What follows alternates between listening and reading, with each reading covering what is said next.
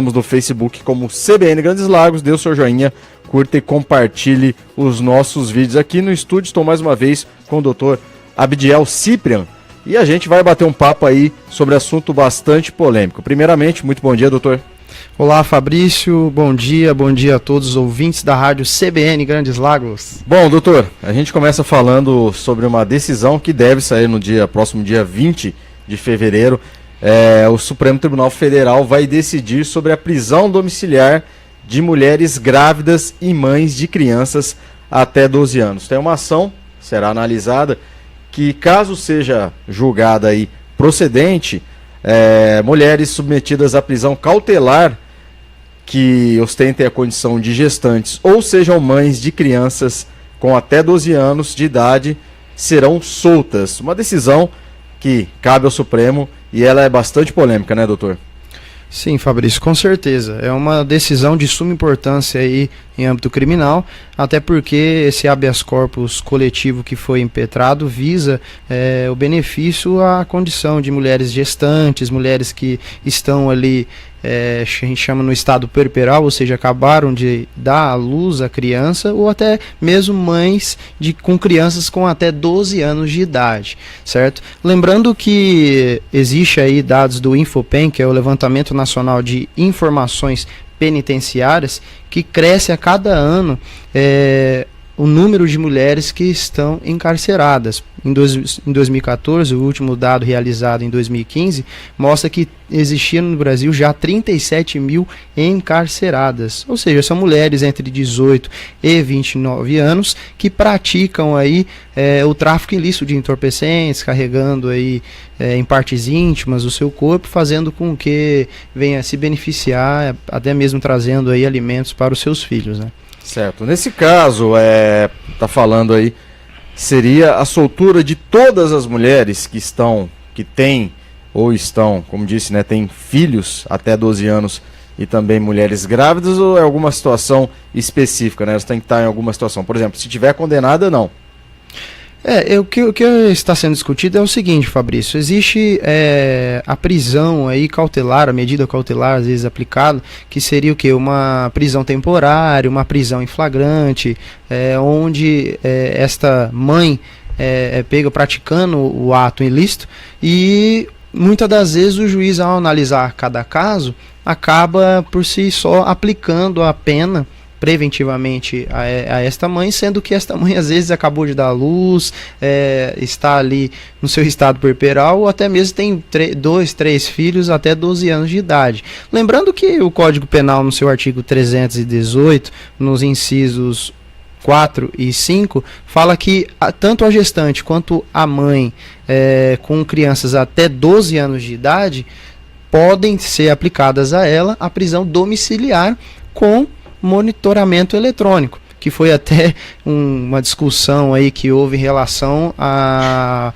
mulher do ex-governador do Rio de Janeiro, a Adriana Anselmo, onde Sim. o Gilmar Mendes concedeu o habeas corpus a ela, porque ela já tem filhos aí um de 11 e outro de 14 anos, ou seja, só se aplicavam a um dos filhos, né? Já existem situações onde nós vemos esta semana, que aconteceu em São Paulo, ali na Moca, a mãe foi pega em flagrante, né, praticando ali o crime de tráfico de ilícito de entorpecentes, e foi na audiência de custódia, o juiz não aplicou a ela essa prisão domiciliar, ao contrário, após a audiência de custódia, mandou a sua prisão, ela foi conduzida até a delegacia, e dali da delegacia ela já foi levada ao hospital para dar luz ao seu filho, e do hospital já voltou para o cárcere.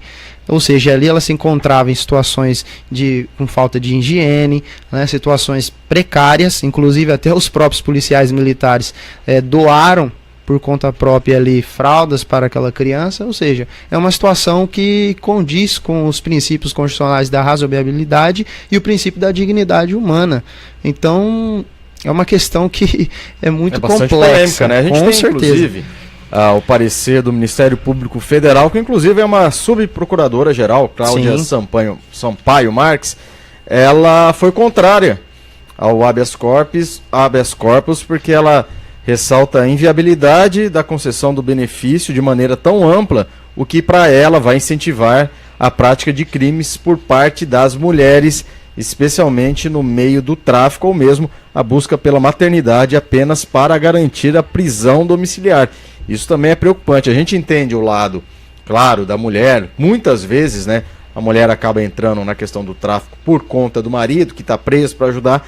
Mas será que isso também, doutor, acaba não incentivar as mulheres, já que ela fala, bom, da mesma forma que nós temos os menores, né, que muitas vezes aí os crimes eles colocam tudo nas costas dos menores, sempre tem o que é de maior de idade e acaba colocando, fala, para você não vai dar nada. Isso não pode acontecer também em relação à mulher, falar, essa daqui tem filho, ou tá grávida, ou tem filho menor de...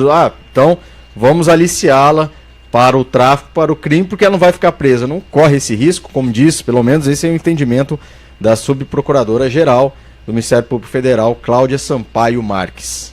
Sim, existe esse risco, tá? Só que tanto o Código de Processo Penal, como já citei anteriormente, quanto o Estatuto da Criança e do Adolescente no seu artigo 8º e o primeiro marco da infância, assim também como as regras de Bangkok, que são as regras das Nações Unidas para o tratamento de mulheres presas e medidas não privativas de liberdade para mulheres infratoras, que inclusive já foi assinado por outros países em 2010, porém no Brasil só começou a vigorar e ser traduzido em março de 2016, são a favor de que a mulher tenha esse direito de estar perto dos seus filhos e poder ali amamentá-lo e cuidar dos seus filhos em prisão domiciliar. Até porque no Brasil nós já temos a medida cautelar prevista aí no Código de Processo Penal, que é o quê? Aquele que está em prisão domiciliar, ele pode ter um monitoramento eletrônico.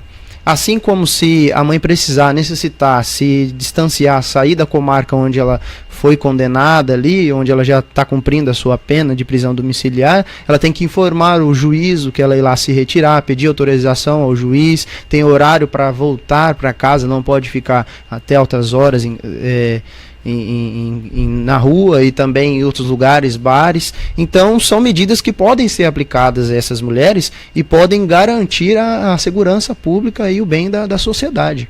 Tá. Doutor, outro ponto que eu ressaltar, por exemplo, a gente quando fala da questão da prisão de mulheres, a gente sempre imagina que seriam crimes aí como o tráfico de drogas. Nesse caso dessa ação, ela contempla todo, porque eu imagino que, pelo que está colocado, é todo tipo de crime, inclusive, por exemplo, crimes mais graves, como assassinato ou sequestro. Nesse caso, até mulheres nessa situação ficariam em prisão domiciliar?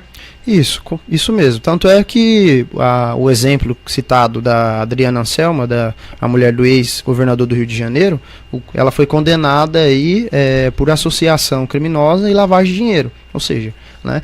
Tráfico, né? Exatamente. Só que a grande maioria das mulheres que são presas e pegas em flagrantes, elas estão cometendo o tráfico ilícito de entorpecente, né? Então elas são usadas ali como um ser mais fácil de ser conduzido, de carregar aquele entorpecente no seu corpo, né, por ela ser mulher, e muitas das vezes a mulher como é que se diz, fica à disposição desse tipo de crime, né, até mesmo para se beneficiar e trazer um benefício melhor, uma qualidade de vida melhor para o seu filho. Então, eu creio que se o Estado proporcionar medidas que venham auxiliar esta mulher e não deixando, assim como o caso citado que aconteceu em São Paulo terça-feira, onde a mulher vai ficar ali com a criança recém-nascida, num lugar anti-higiênico, um lugar desproporcional, sem berço, sem poder dar uma qualidade boa para a criança. Hoje tem pelo menos uma idade mais ou menos que a criança fica com a mãe dentro da prisão, até 9 meses, 1 ano. Existe isso ou vai de caso a caso? Claro, a gente está falando no caso, por exemplo, uma mãe que vai ficar 2, 3 anos presa, está grávida. Existe um período que a criança fica presa com a mãe? Existe, dependendo da situação, né? A partir do momento que a criança já consegue ali, já se desamamenta, né? A mãe não precisa mais amamentar aquele filho, a criança já pode ser levada para a avó. A avó muitas das vezes fica com a guarda da criança. Agora, nada melhor do que a criança já crescer com a companhia, o auxílio ali da mãe, né? Até porque também, viu, Fabrício, eu creio que agora, dia 20, quando for levado a plenário esta questão, nós devemos lembrar que o artigo 318 do Código de Processo Penal, no inciso 6, que foi trazido aí pela Lei 13.257 de 2016, fala que o homem, caso seja o único responsável pelo cuidado do filho de até 12 anos de idade, incompletos, ele também pode ter a sua prisão domiciliar decretada, é um direito do homem. Então eu creio que também este assunto vai ser levado a plenário, muito embora este habeas corpus diga concernente apenas à mulher, mas por que não pode ser aplicado também a um homem, já que está previsto no Código de Processo Penal? Isso quando ele for o único responsável, né? Exatamente. Tá. Bom, é um assunto que, claro, basicamente de direito, mas as pessoas também discutem o mérito, né? Sim, se deveria valer. Então, eu convido aqui os ouvintes a participarem também, mandando as suas considerações, suas perguntas, dúvidas sobre esse assunto para o nosso WhatsApp, que é o 991 34 1959. Já recebo aqui a mensagem do Samir de Badibacite dizendo, né? Já não basta o famoso sou de menor, agora teremos o tô de gestante, né? Então, tá aí o Samir também nessa linha um pouco mais crítica. O Almiro diz que tem as pessoas, né, que falam que as famílias têm muitos filhos para serem beneficiadas com Bolsa Família. Agora vão ter filhos para não ser presa, né? As mulheres vão ter filhos para não serem presas. Deveria se verificar caso a caso. Esse é o que aponta o Almiro. Será que não seria, doutor, vou dar a minha opinião também, é um assunto de direito, será que não seria uma análise caso a caso para saber exatamente? Eu sei que o sistema judiciário já está muito lotado, né? Imagine quantas mães, mulheres aí com filhos até 12 anos, mas verificar caso a caso do que fazer essa, digamos assim, não é a palavra, não é anistia, né? Mas conceder esse benefício de uma forma tão irrestrita? Olha, Fabrício, no meu ponto de vista, eu creio que é uma situação muito complexa para se analisar em um habeas corpus coletivo, porque justamente é uma situação que deve ser analisada cada caso a caso. O juiz que está ali na frente do processo, né, que a pessoa, aquele ato ilícito que a pessoa, a mulher, no caso aí que estamos falando, cometeu, porque realmente deve ser, é o que o ministro Lewandowski disse, que ele é o relator desse HC. Ele disse que deve ser analisado a situação caso a caso, desde que a mulher não induza e não tenha provas concretas de que ela irá continuar praticando aquele ato ilícito. Ou seja, se ela apenas, igual por exemplo no caso que nós citamos em São Paulo, a mulher primária, não possui antecedentes criminais, né? Foi pega dentro de uma casa com outras pessoas e ali estava com uma quantidade de entorpecentes no seu sutiã. Então, o que indica que provavelmente ela poderia ser usuária.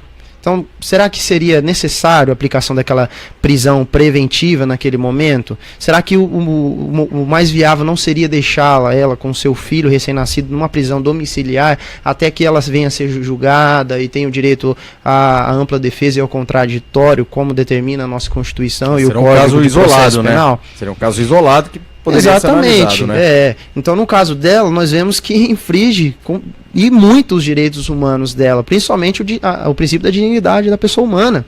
Agora, se ela já fosse uma pessoa que viesse por reiteradas vezes praticado atos ilícitos, crimes, principalmente relacionado ao tráfico de ilícito de entorpecentes, que é um crime que é contra a sociedade, aí seria um caso diferente, né? O juiz com certeza poderia decretar sua prisão preventiva e deixar com que essa criança ficasse com os avós, com os tios, enfim, com parentes e afins aí colaterais até terceiro grau. Uhum.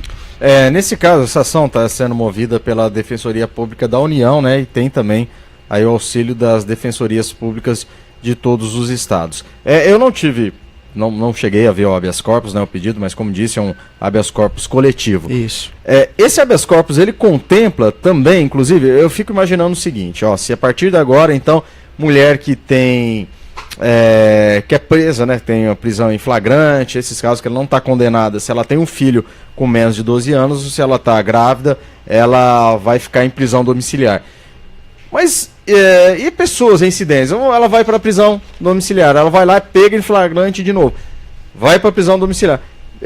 Eu não sei, o habeas corpus ele prevê isso também, porque do jeito que é colocado, né, como volta a falar, não peguei os aspectos técnicos, não vai acontecer que aí acaba sendo, vai ficar impune até um dia ela ser condenada, tudo bem, ela pode ser condenada, aí ela sendo condenada não vai ter esse bônus, mas aí também não vai, pessoas que estão aí reincidentes e vão continuar cometendo crime, isso é previsto também, ou tem pelo menos um perfil aí de mulheres, como disse, estou falando do habeas corpus específico, um perfil, a mulher tem que ser, não pode ser reincidente, enfim, tem alguns crimes que ela não pode cometer, como que é isso, doutor?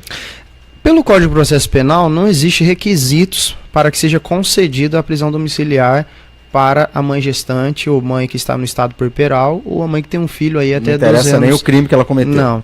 Não tem um requisito. Roubar não vai preso, né? Mas seja pegar aí uma latinha uma caixinha de leite no supermercado até matar outra pessoa, vale a mesma coisa. Exatamente. Não tem um requisito concernente ao tipo penal que ela cometeu.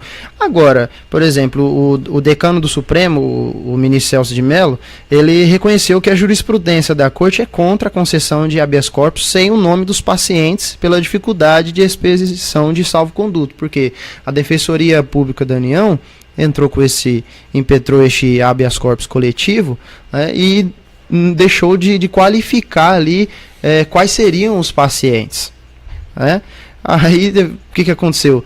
Colocou de forma genérica, ou seja, todas as mulheres submetidas à prisão cautelar no sistema penitenciário nacional que ostentem a condição de gestante, de puérperas ou de mães com 12 anos de idade sob sua responsabilidade das próprias crianças. Então ficou muito vago essa questão. Então eu creio que vai liberar todo mundo e não sei também, eu acredito que não deva ser dessa maneira, né? Tudo bem que a gente imagina que nem o caso, a gente volta a falar, acho que são casos e casos, né? Que é uma mulher que deu à luz, né? Mas às vezes a mulher tem, sei lá, um filho de 10, 11 anos que pode ser cuidado pelos avós e ela vai se valer disso para não ser presa, né? Enfim. Porque o ministro Lewandowski, viu, Fabrício, ele é a favor. Ele é a favor da concessão. Já o ministro Celso de Mello e outros demais ali, Dias Toffoli, é totalmente contra a concessão dessa prisão domiciliar a mães que estão nessas condições, certo, mesmo que previsto no Código de Processo Penal. Então, o que pode acontecer dia 20, alguns ministros ali pedirem vista do habeas corpus para analisar e estudar mais profundamente o caso. Agora, no meu ponto de vista, não seria um caso de ser aplicado coletivamente, porque realmente é uma situação complexa, a não ser que o STF decida alguns requisitos para que seja concedida essa prisão domiciliar, como nós já comentamos, né? A pessoa seja réu primário, nunca tenha cometido nenhum tipo de crime, né? Tem bons antecedentes, tem uma ficha criminal, né, digna, a pessoa está ali trabalhando, registrada, enfim, uma série de requisitos que eles podem colocar aí para que possa ajudar até mesmo os próprios juízes que são aí coatores, tá, desse HC, que são o que? Juízes e juízas das varas criminais estaduais, tribunais dos estados e do Distrito Federal e territórios, juízes e juízas federais com competência criminal, tribunais regionais federais e o próprio Superior Tribunal de Justiça, que é o coator nesse habeas corpus coletivo. Vai ajudá-los o quê? Nas decisões. Porque senão o juiz vai ficar numa situação difícil. O juiz condena, o advogado vai lá, recorre e consegue.